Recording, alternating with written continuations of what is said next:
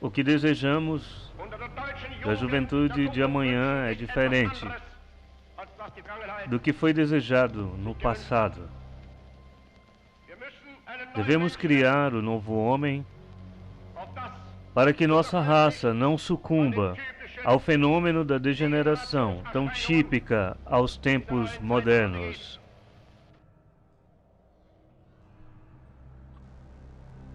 Sabe, porém, isto, que nos últimos dias sobrevirão tempos trabalhosos.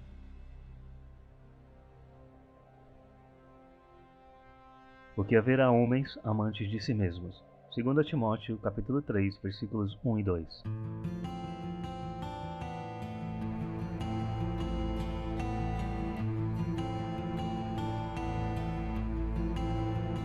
A Dulan Filmes apresenta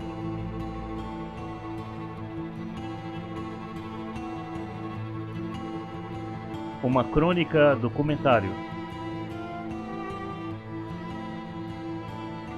com Dave Hunt, Carol Matriciana, Dr. Kent Hovind, Joy Schimmel e Dr. Stan Moltke.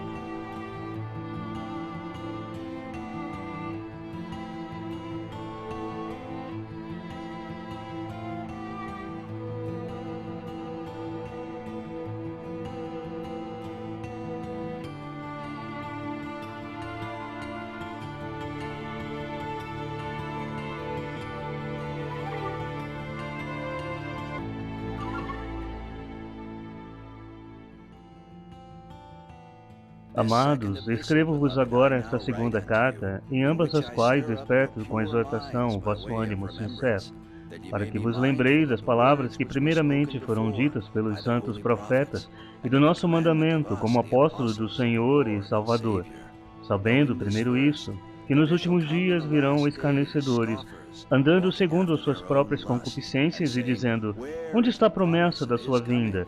Porque desde que os pais dormiram, todas as coisas permanecem como desde o princípio da criação. Eles voluntariamente ignoram isto, que pela palavra de Deus, já desde a antiguidade, existiram os céus e a terra, que foi tirada da água e no meio da água subsiste, pelas quais coisas pereceu o mundo de então, coberto com as águas do dilúvio. No princípio, criou Deus os céus e a terra. E a terra era sem forma e vazia, e havia trevas sobre a face do abismo. E o Espírito de Deus se movia sobre a face das águas. E disse Deus: haja luz. E houve luz. E viu Deus que era boa a luz. E fez Deus separação entre a luz e as trevas. E Deus chamou a luz dia, e as trevas chamou noite. E disse Deus: haja uma expansão no meio das águas, e haja separação entre águas e águas. E fez Deus a expansão, e fez separação entre as águas que estavam debaixo da expansão, e as águas que estavam sobre a expansão, e assim foi. E chamou Deus a expansão céus.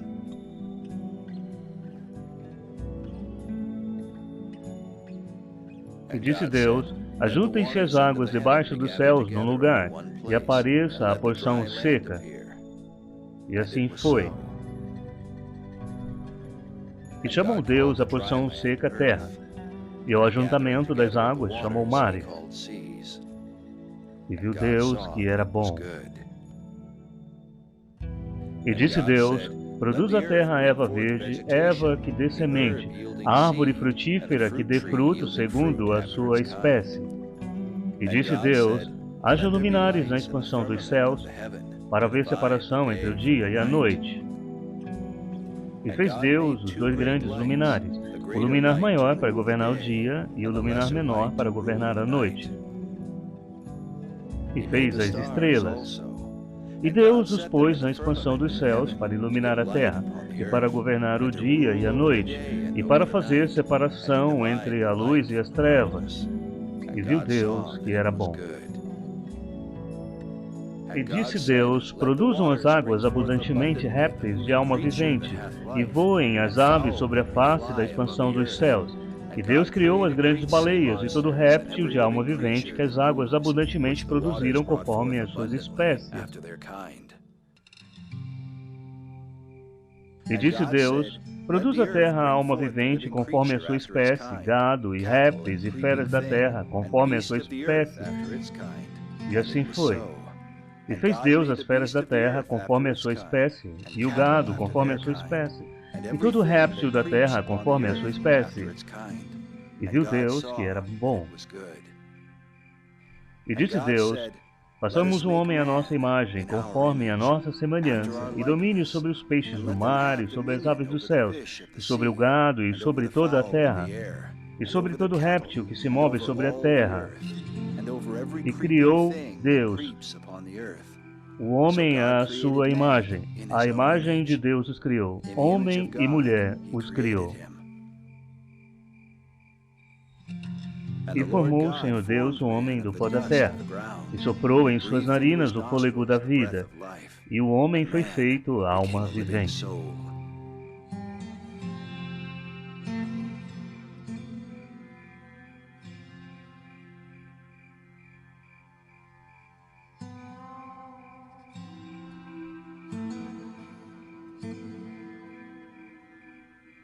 E plantou o Senhor Deus um jardim no Éden, do lado oriental, e pôs ali o homem que tinha formado. E o Senhor Deus fez brotar da terra toda árvore agradável à vista e boa para a comida, e a árvore da vida no meio do jardim, a árvore do conhecimento do bem e do mal. E ordenou o Senhor Deus ao homem, dizendo, de toda a árvore do jardim comerás livremente, mas a árvore do conhecimento do bem e do mal, dela não comerás, porque no dia em que dela comeres, certamente morrerás.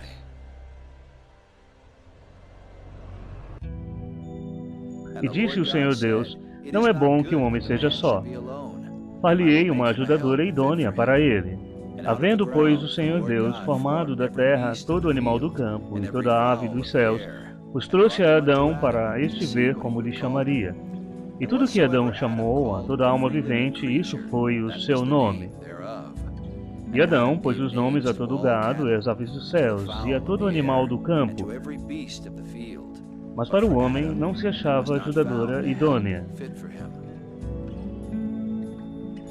Então o Senhor Deus fez cair um sono pesado sobre Adão, e este adormeceu.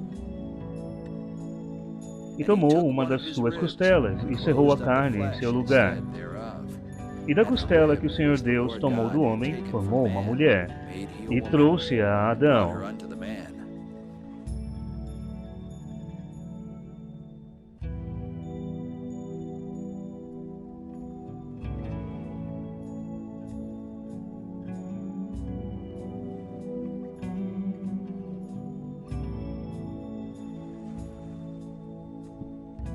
E disse Adão, esta é agora osso dos meus ossos, e carne da minha carne.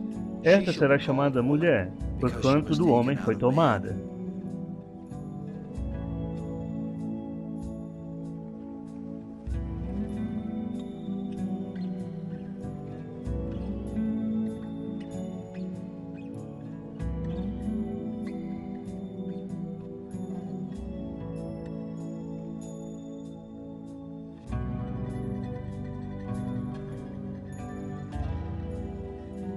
E ambos estavam nus, o homem e sua mulher, e não se envergonhavam.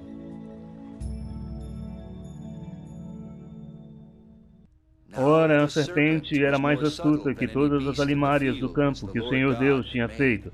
E esta disse à mulher, é assim que Deus disse, não comereis de toda a árvore do jardim?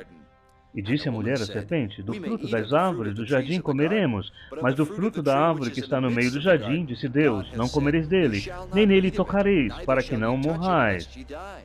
Então a serpente disse à mulher, certamente não morrereis, porque Deus sabe que no dia em que dele comerdes, se abrirão os vossos olhos, e sereis como Deus, sabendo o bem e o mal. E viu uma mulher que aquela árvore era boa para se comer, e agradável aos olhos, e árvore desejável para dar entendimento. Tomou do seu fruto e comeu, e deu também a seu marido, e ele comeu com ela.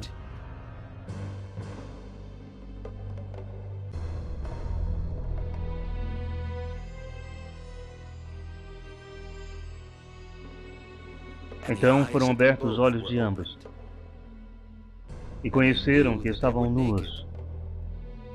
E coseram folhas de figueira e fizeram para si aventais.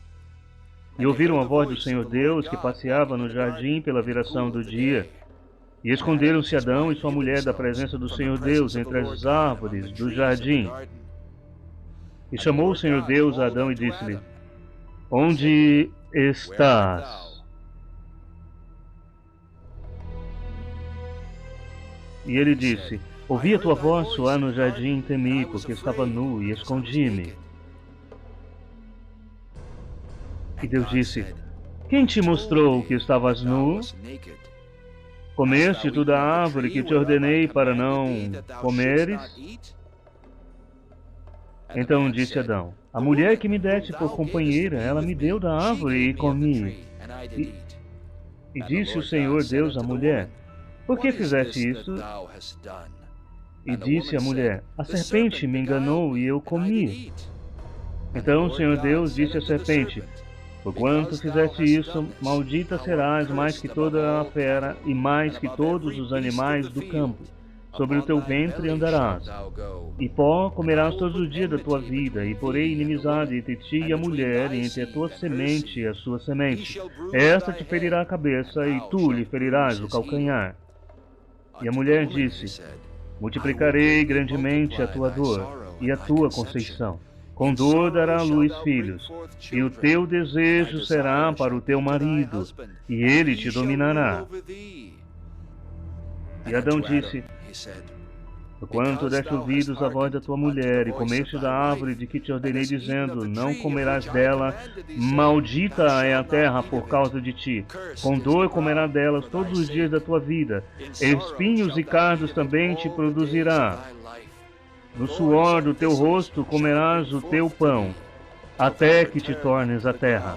Porque dela foste tomado, porque és pó, e em pó te tornarás.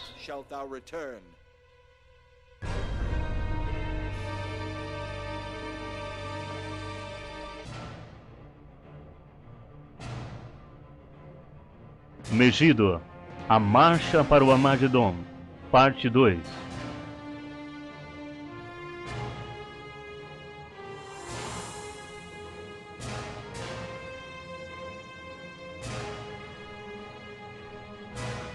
Origem das espécies.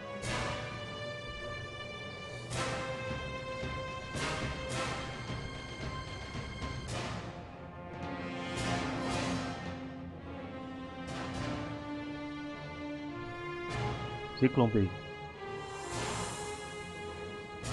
Uri Geller. Conspiração aquariana. Nova Era.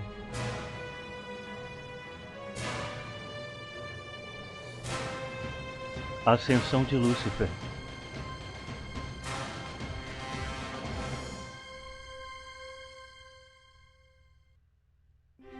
Salmos 11:3. Se forem destruídos os fundamentos, que poderá fazer o justo? É quando as pessoas se esquecem de Deus que tiranos forjam suas correntes. Patrick Henry.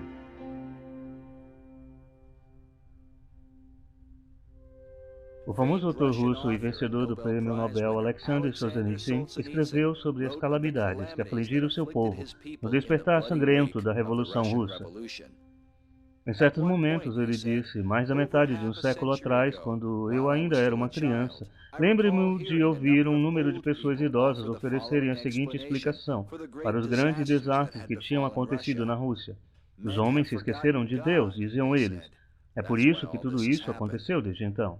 Passei quase 50 anos trabalhando na história da nossa Revolução, mas se me pedissem hoje para formular de forma mais concisa possível a principal causa da ruína de nossa Revolução, que massacrou cerca de 60 milhões de pessoas, eu não poderia dizer com mais precisão do que repetir: os homens se esqueceram de Deus. É por isso que tudo isso aconteceu.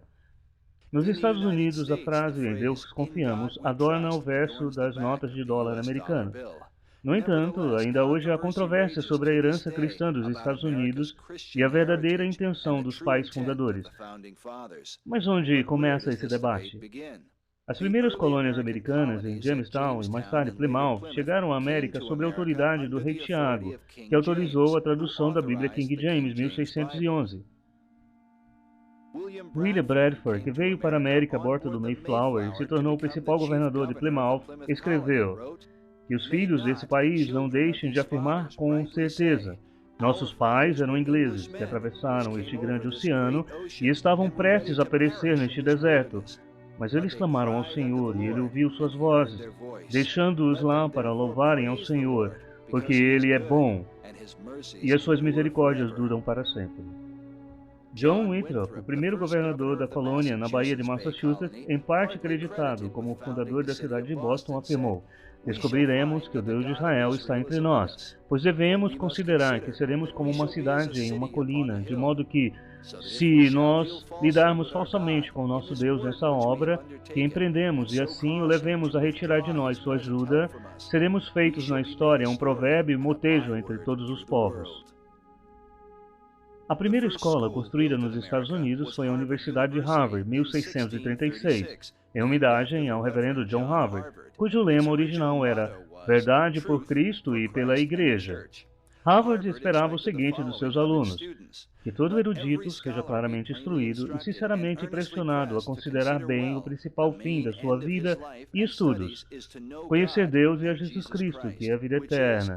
Portanto, colocar Cristo na base como o único fundamento de todo conhecimento e aprendizado. Na Universidade de Princeton, o lema oficial era: sob o poder de Deus, ela floresce. O primeiro presidente de Princeton, reverendo Jonathan Dixon, disse: amaldiçoado seja todo o aprendizado contrário à cruz de Cristo. Enquanto na Universidade de Yale, o objetivo declarado foi assim proferido: todos os estudiosos devem viver vidas religiosas, piedosas e sem culpa, de acordo com as regras da Palavra de Deus, lendo diligentemente as Sagradas Escrituras. Dartmouth, Columbia, William, Mary e Brown universidades, todas tinham declarações semelhantes. De fato, 123 de 126 faculdades estabelecidas na América foram formadas com princípios cristãos. O sistema educacional americano representou claramente as crenças de alguns dos seus primeiros fundadores e líderes. James Edward Oglethorpe estabeleceu a colônia da Geórgia em 1732, em parte como um refúgio para protestantes perseguidos da Europa. Quando os primeiros colonos pisaram na praia, eles se ajoelharam declarando: nossa finalidade ao deixarmos nosso país de origem não é ganhar riquezas e honra, mas simplesmente essa: viver em santidade para a glória de Deus. William Penn, o fundador da Pensilvânia, escreveu que: se tu desejares governar bem, tu deves governar para Deus, e para fazer isso, deves ser governado por Ele. Aqueles que não forem governados por Deus serão governados por tiranos. John Trumbull, governador britânico de Connecticut, que se tornou simpático à causa americana em 1773, disse: se você perguntar a um americano quem é seu mestre, ele dirá que ele não tem nenhum governador, exceto Jesus Cristo. George Washington, 12 de maio de 1779, discursou aos chefes índios do Delaware, que levaram seus filhos para serem educados nas escolas americanas. Washington disse a eles: é bom desejar aprender nossas artes e modo de vida, e acima de tudo a religião de Jesus Cristo. O Congresso fará tudo o que puder para ajudá-los nessa sábia intenção. Por 2 vezes nomeado secretário de Estado, Daniel Webster afirmou: se o poder do Evangelho não for sentido em toda a extensão da nossa terra, a anarquia e a degradação, da degeneração e a miséria, a corrupção, a escuridão reinarão sem atenuação e nem fim. Noah Webster, que é famoso pelo dicionário Webster, um legado para nossos dias, Disse: nenhuma verdade é mais evidente, na minha opinião, do que a religião cristã e deve ser a base de qualquer governo que pretenda garantir os direitos e privilégios de um povo livre. Todas as misérias e males que os homens sofrem, do vício, crime, ambição, injustiça, opressão, escravidão e guerra, procedem de seu desprezo ou negligência aos preceitos contidos na Bíblia. Samuel Adams escreveu Os Direitos dos Colonos em 1772. Os direitos dos colonos, como cristãos, podem ser melhor compreendidos, lendo e estudando cuidadosamente a instituição do grande legislador e chefe da Igreja Cristã, que se encontra claramente escrita no Novo Testamento. Numa celebração de 4 de julho, em 1837, o presidente John Quincy Adams perguntou: por que, depois do aniversário do Salvador do Mundo, o seu festival mais alegre e venerado retorna neste dia? Não é porque a cadeia dos eventos humanos, o aniversário da nação, está indissoluvelmente associada ao aniversário do Salvador? Não é porque a Declaração da Independência tenha colocado a pedra angular do governo sobre os primeiros preceitos do cristianismo?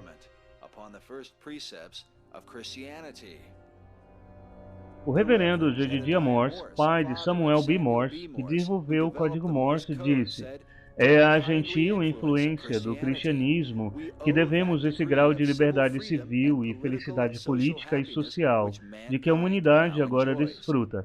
Na proporção em que os efeitos do genuíno cristianismo são diminuídos em qualquer nação, seja pela incredulidade ou pela corrupção de suas doutrinas, na mesma proporção, o povo da nação não mais receberá das bênçãos da genuína liberdade e se aproximará das misérias de um completo despotismo. O presidente Andrew Jackson, a respeito da Bíblia, disse claramente que o livro do Senhor é a pedra sobre a qual repousa nossa república. Em 1831, um francês chamado Alex de Tocqueville veio à América para pesquisar o sistema penitenciário americano. Ele veio buscando descobrir por que seu país, a França, tinha tantas prisões, enquanto a América tão poucas. Em seu agora famoso trabalho Democracia na América, ele mais tarde declararia: não existe país no mundo inteiro em que a religião cristã tenha uma influência maior sobre as almas dos homens do que na América. Os americanos combinaram as noções de cristianismo e de liberdade tão intimamente em sua mente que é impossível fazê-los conceber um sem o outro. Quando cheguei aos Estados Unidos, o aspecto religioso do país foi a primeira coisa que me chamou a atenção. Na França, quase todos já haviam visto o espírito da religião e o espírito da liberdade seguindo cursos diametralmente opostos um ao outro. Mas na América descobri que eles estavam intimamente unidos e que reinavam em comum acordo no mesmo país. Apesar dessas e de muitas outras declarações sobre a história da fé cristã, nossa história também testemunhou o que poderia ser chamado de joio entre o trigo. O governador de Plymouth, William Bradford, escreveu: pode ser assombroso ver e considerar como um certo tipo de maldade possa crescer e irromper aqui, numa terra onde essas coisas foram tão contrariamente combatidas. Bradford escreveu em 1626 como uma antiga colônia se entregou às práticas pagãs, erguendo um mastro, bebendo e dançando, convidando as mulheres índias para se tornarem suas consortes, como se tivessem revivido as práticas bestiais dos loucos bacanais. Bradford escreveu em 1642 sobre a embriaguez, a impureza não apenas incontinência entre pessoas solteiras, mas também entre as casadas, até mesmo homossexualismo e sodomia, e coisas temíveis de se mencionar surgiram nesta terra. Manter um comportamento moral não era a única preocupação das primeiras colônias. Em 1637, o governador de Massachusetts, John Winthrop, conduziu o julgamento contra Anne Marvey Hutchinson, uma mulher chamada naquela época de a Jezabel americana. Hutchinson realizou reuniões em sua casa e conseguiu muitos seguidores. Ela foi acusada de perturbar a paz da sociedade e das igrejas. Entre seus ensinamentos controversos estava de que o homem está unido a Cristo e é justificado sem necessidade da fé. Em seu julgamento, ela alegou que seus ensinamentos lhe foram dados por revelação divina. Sobre a acusação de doutrina antinomiana ou sem lei, ela disse: pelo que entendo, as leis, ordens, regras e decretos são para aqueles que não têm a luz que nos faz encontrar o caminho. Seu ex-mentor, o reverendo John Cotton, se referia às suas reuniões como reuniões promíscuas e sujas entre homens e mulheres, dizendo que suas opiniões devorariam as próprias entranhas da religião.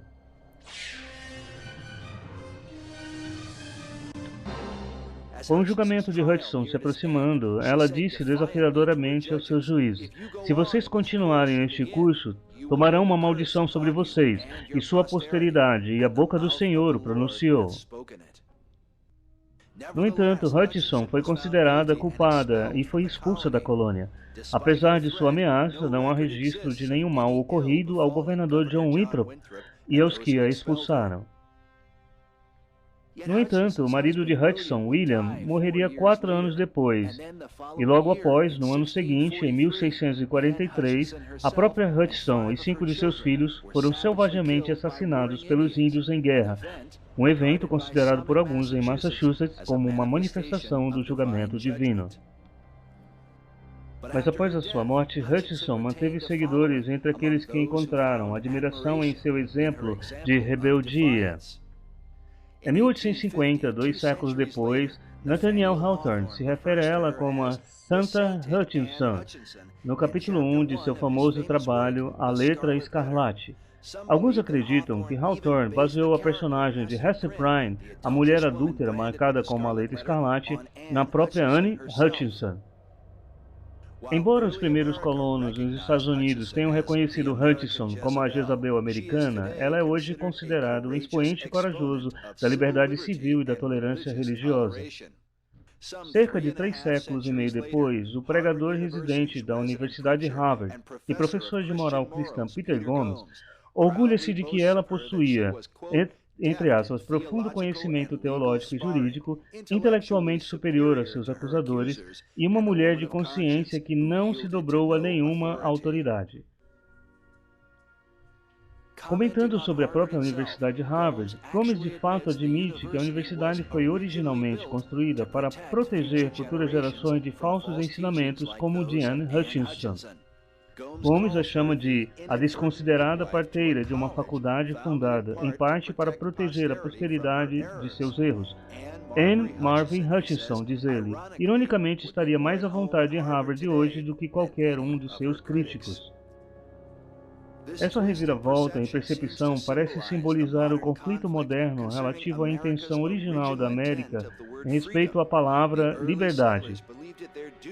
Os primeiros colonizadores acreditavam que era seu dever libertar a si mesmo e a humanidade da idade das trevas na Europa. Essa pode ser a diferença entre uma América que já existiu e no que ela se tornaria. Uma passagem misteriosa da conclusão de Hawthorne em seu romance clássico parece incorporar esta transformação. Ele escreve que a letra escarlate deixou de ser um estigma que atraiu a palavra de desprezo e amargura e se tornou a tipificação de algo a ser encarado com admiração e com reverência. Haverá um período mais brilhante quando o mundo estiver amadurecido corretamente para ele. No tempo próprio do céu, uma nova verdade será revelada. Continua a nova era.